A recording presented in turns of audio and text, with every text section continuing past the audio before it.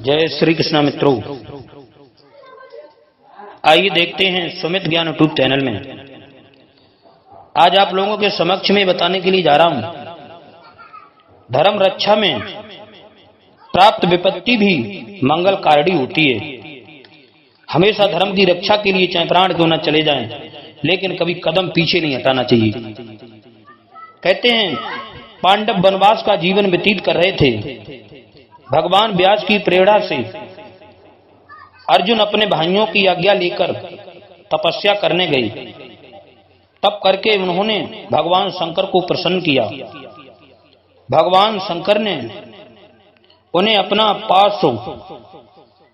पाशुपतास्त्र प्रदान किया। उसके अंतर देवराज इंद्र अपने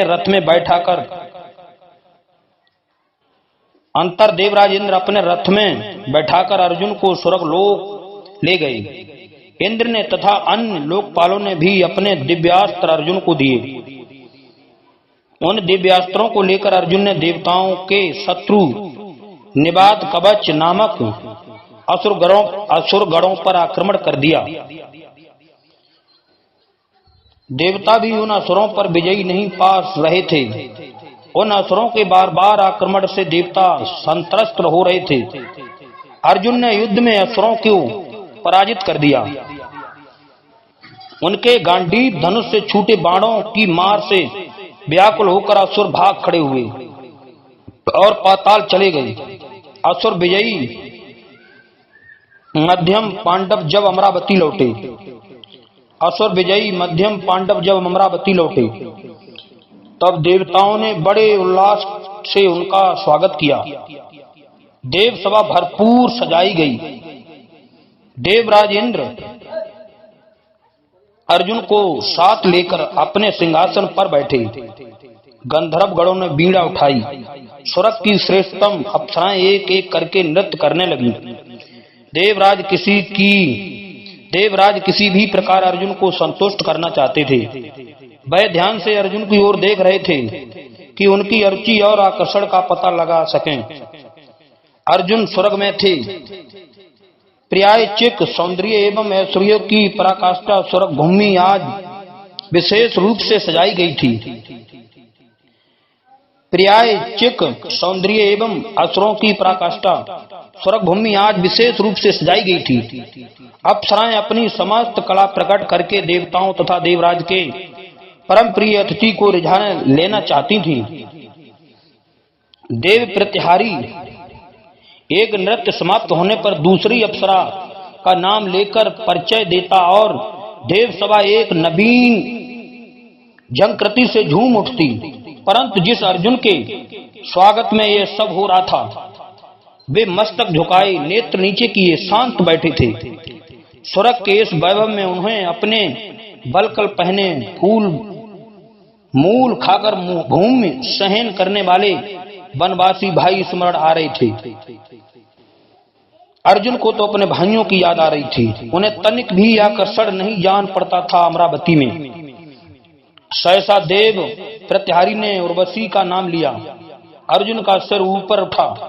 देव सभा में उपस्थित होकर नृत्य करती उर्वशी को उन्होंने कई बार देखा। सहस्त्रलोचन इंद्र ने यह बात लक्षित कर ली। महोत्सव समाप्त होने पर देवराज ने गंधर्वराज चित्रसेन को अपने पास बुलाकर कहा, उर्वशी के पास जाकर मेरी यह आज्ञा सूचित कर दो कि आज रात्रि में वे अर्जुन की सेवा में पधारें। अर्जुन हम सबके परम प्रिय हैं, उन्हें आज वे अवश्य प्रसन्न करें। उर्वशी स्वयं अर्जुन पर अनुरक्त हो चुकी थीं। चित्रसेन के द्वारा जब उसे देवराज का आदेश मिला तो उसने उसे बड़ी प्रसन्नता से स्वीकार कर लिया। उस दिन उसने अपने को इतना सजाया जितना वह अधिक से अधिक सजा सकती थी। रात्रि में भरपूर श्रृंगार करके वह अर्जुन के निवास स्थान पर पहुंची। लेकिन कुंती पुत्र अर्जुन उर्वशी को देखते ही शैया से उठकर खड़े हो गए। दोनों हाथ जोड़कर उन्होंने मस्तक झुकाकर प्रणाम किया और बोले, माता आप इस समय कैसे पधारी? मैं आपकी क्या सेवा करूं?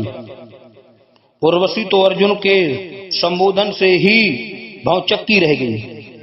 उसने स्पष्ट बतलाया कि वह स्वयं उन पर आकर्षक है और देवराज का भी उसे आदेश मिला है। उसने प्रार्थना की अर्जुन उसे स्वीकार करें, लेकिन अर्जुन ने स्थिर भाव से कहा, आप मुझसे ऐसी अनुचित बात फिर ना कहें। आप ही कुरु कुल की जननी हैं। यह बात मैंने ऋषियों से सुन रखी थी। आज देव सभा में जब प्रत्यहारी ने आपका नाम लिया तब मुझे आपका दर्शन करने की इच्छा हुई। मैंने अपने कुल की माता समझकर अनेक बार आपके सुंदर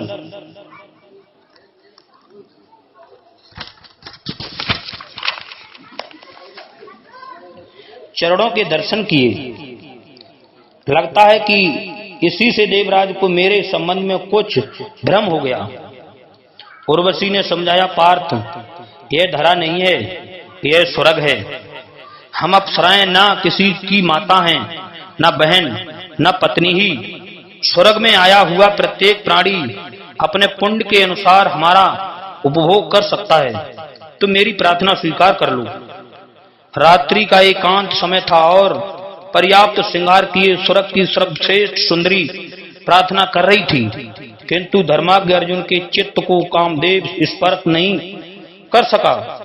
उन्होंने इसी प्रकार हाथ जोड़कर प्रार्थना की, जिस प्रकार कुंती मेरी माता है, जिस प्रकार मांद्री मेरी माता है, जिस प्रकार इंद्राणी सची देवी मेरी माता है, उसी प्रकार आपको भी मैं अपनी माता समझता हूं। आप मुझे अपना पुत्र मानकर मुझ पर अनुग्रह करें। उर्वशी की ऐसी उपेक्षा तो कभी किसी ऋषि ने भी नहीं की थी। उसे इसमें अपने सौंदर्य का अपमान प्रतीत हुआ। उस कामातुर ने क्रोध में आकर शाप दिया, हे अर्जुन, तुमने नपुंसक के समान मेरी प्रार्थना स्वीकार नहीं की, इसलिए हिजड़े बनकर स्त्रियों के बीच नाचते गाते हुए तुम्हें 1 वर्ष रहना पड़ेगा। शाप देकर उर्वशी चली गई। अर्जुन भी उसे शाप देने में समर्थ थे और उन्हें अन्याय पूर्वक शाप दिया गया था, किंतु उन्होंने उर्वशी को जाते समय भी मस्तक झुकाकर प्रणाम ही किया। प्रातःकाल देवराज को सब बातें ज्ञात हुई। अर्जुन के संयम पर प्रसन्न होकर वे बोले, धनंजय, धर्म का पालन करने वाले पर कभी विपत्ति नहीं आती। यदि कोई विपत्ति आती भी है तो वह उसका मंगल ही करती है। उर्वशी का शाप तुम्हारे लिए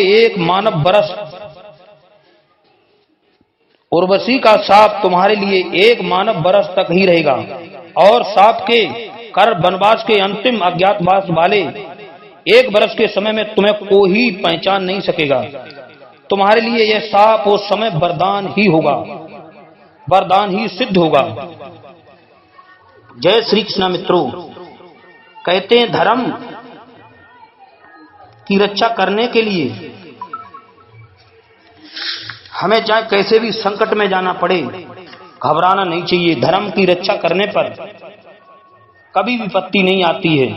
जय श्री कृष्ण। मित्रों, हमारे चैनल को सब्सक्राइब करें, लाइक करें और भी ज्ञानवर्धक वीडियो आप लोगों को ऐसे ही मिलते रहेंगे।